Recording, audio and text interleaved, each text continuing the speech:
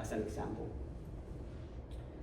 The point solutions are one way, but then there is also a more extended application of AI. We don't want to take too much time, but a point solution is a simpler implementation.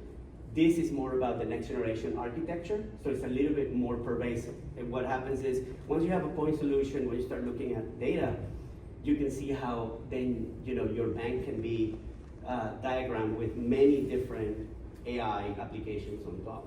And in this case, this is impacting consumer and commercial lending, from a credit decisioning, from offer presentation, to the customers, all the way to being able to run risk models a lot faster, maybe within a day or so.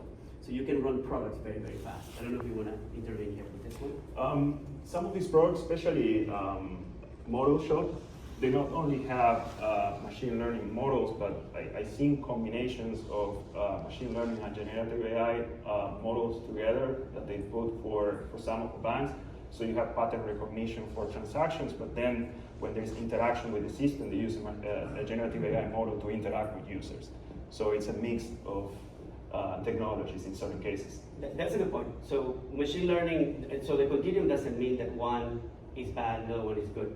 And you can use and mix and match as you need. So it's more about understanding what are the pros and cons of these technologies and where can you use them effectively in the bank, right?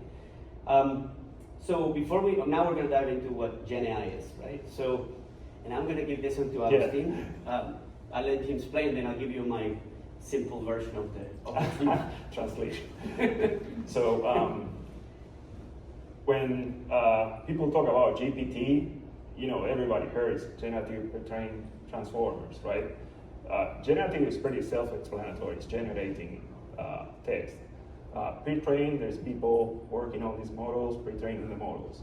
The real revolution there is transformers. So transformers came out from a Google paper, I think it was 4 years ago. It's called All You Need Is Attention. And what they specify is an architecture for a multi-layer neural network that could actually not just predict, okay, there's this pattern and this is fraud, I'm anticipating this, but if I input a word, what's the next word that's going to come out of that phrase, right?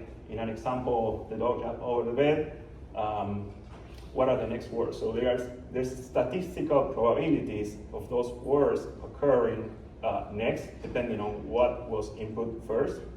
And that's the whole fundamentals for this technology. It's still a prediction machine. Instead of predicting, okay, there's a certain pattern that's going to occur, it will say the next word in this sequence is going to be this one. You see a cloud of words there. That's a simplification of what you will hypothetically see inside a large language model, inside the core technology of a GPT. What they do is of course, they pre-train this model with as much data as they can gather. And surprisingly, when you gather tons of information from the internet, you can start finding relationships between words, and certain hidden concepts start appearing in those relationships. That's a graph. I guess it's too small to see from the back, but it says there's a whole bunch of words, and then there's door and car, and up there it says degree and science. You see the words are closer to each other. That means that there's more relationships between the word door and car than door and degree. Those are called vectors in the technology. A vector is essentially a hypothetical line of direction that joins things, right? This whole model they say, it's hard to graph, right? It's because it says there's 12,000 dimensions in a model. You can say, how come there's 12,000 dimensions? Only 3 I see here, right? Because here's 3 dimensions.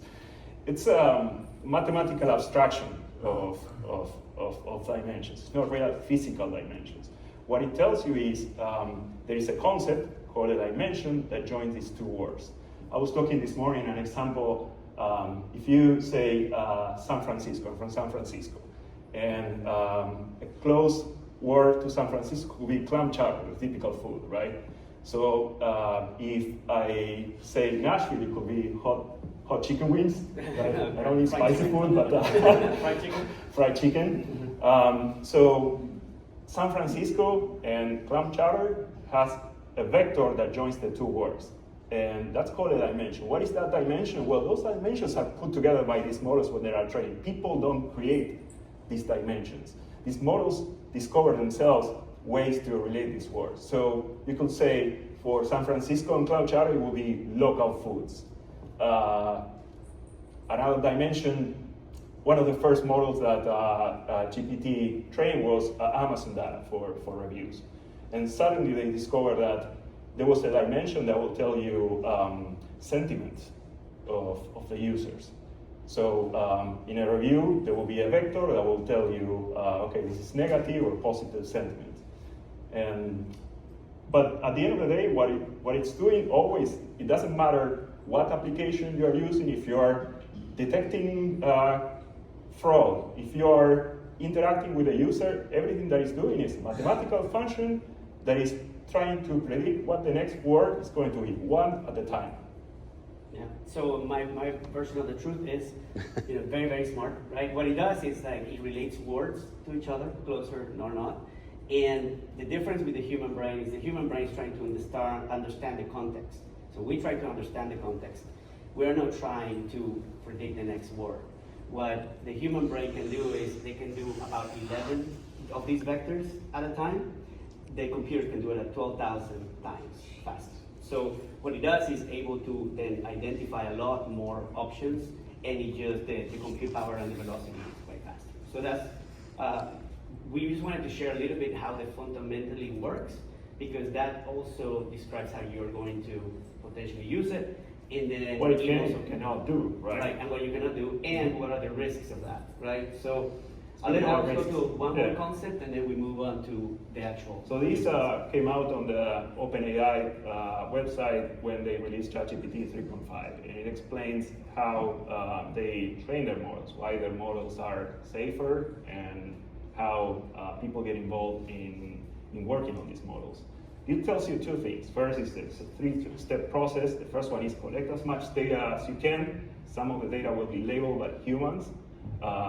Humans will present certain prompts, and there is some expected results. There's a number of consultants working, or there was a number of consultants working for OpenAI that will be experts on their field.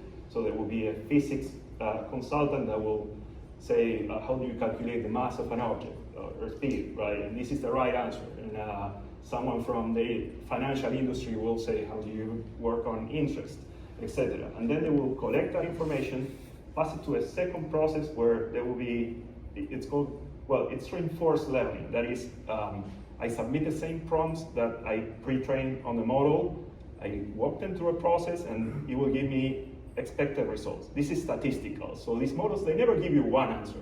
When you work on ChatGPT, you will probably see, or you will see one answer from the model, but actually what is happening is statistical approximation. It will give you many answers, but some of the answers are low probability of being true, and others are very high probability of being true. So the models will return different answers, and people will calibrate what are the right or most correct answers for that. And then we will use a specialized algorithm to put all of that together into the final model. That's essentially what's happening. But this tells you two things. One is, of course, it's a complicated, long, and expensive process, and the other one is there's people involved. And when there's people, there's biases, there's errors. Even these consultant experts could be run on the models. And models can also hallucinate. We're going to talk about hallucinations a little bit later. Yeah. But just to add, everybody familiar with the concept of prompting? And okay, so prompting, you basically are querying into the tool. The more fine-tuned you are, the better it is.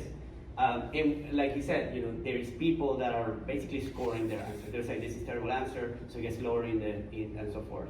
So what happens is these people's biases are being, without noticing, they're just coming into the tool. Or the data sources that you're using may be built by somebody with a particular bias towards anything. So all those biases can be coming into the tool. So those are things that basically affect the design and how you then create the guardrails so you can then implement safely. You gotta basically design